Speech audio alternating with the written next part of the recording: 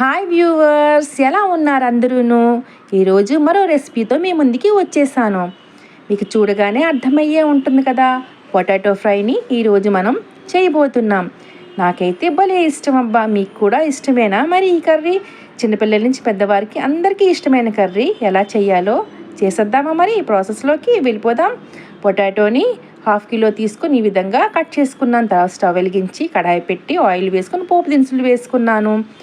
4 లేదా 5 ఉల్లిపాయలు కట్ చేసుకొని పెట్టుకున్నాను. ఈ విధంగా వేసుకొని ఎండుమిర్చి 2 వేసి బాగా ఫ్రై చేశాను. తర్వాత కరివేపాకును కూడా వేసేస్తున్నాను. ఉల్లిపాయలు అంతా బాగా గోల్డెన్ కలర్లో వచ్చేంత వరకు ఫ్రై చేసుకోవాలి.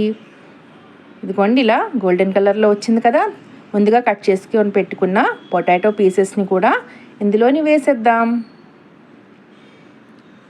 ఇలా బాగా కడిగి పెట్టుకున్నాం కదా. ఇప్పుడు ఇందులో వేసేసాక పసుపు, టేస్ట్ సరిపోయినంత సాల్ట్ వేసుకొని బాగా కలపాలి.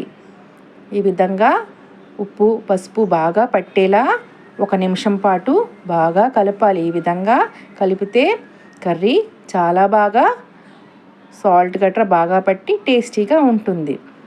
ఈ విధంగా 1 నిమిషం పాటు కలిపిన తర్వాత ఇదిగోండి, ఇలా కలిపిన తర్వాత మూత పెట్టుకోవాలి. ఒక 10 నిమిషాలు మూత పెడితే పొటాటో బాగా కుక్ అవుతుంది. 10 నిమిషాల తర్వాత ఇలా మూత తీసి ఒకసారి అంతా కలిపి పొటాటోని ఒకసారి స్మాష్ చేసి చూడండి. ఒకసారి ఈ విధంగా ఇదిగోండి, బాగా ఉడికింది కదా. ఇప్పుడు కొంచెం కారం, గరం మసాలా వేసి ఒకసారి అంతా బాగా కలుపుకోవాలి.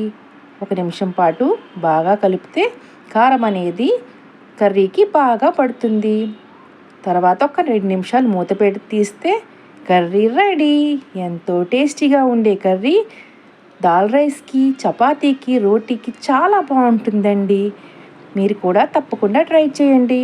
అరే ఆగండి, లైక్ చేసి సబ్స్క్రైబ్ కూడా చేయండి, షేర్ కూడా చేయండి. Thank you for watching.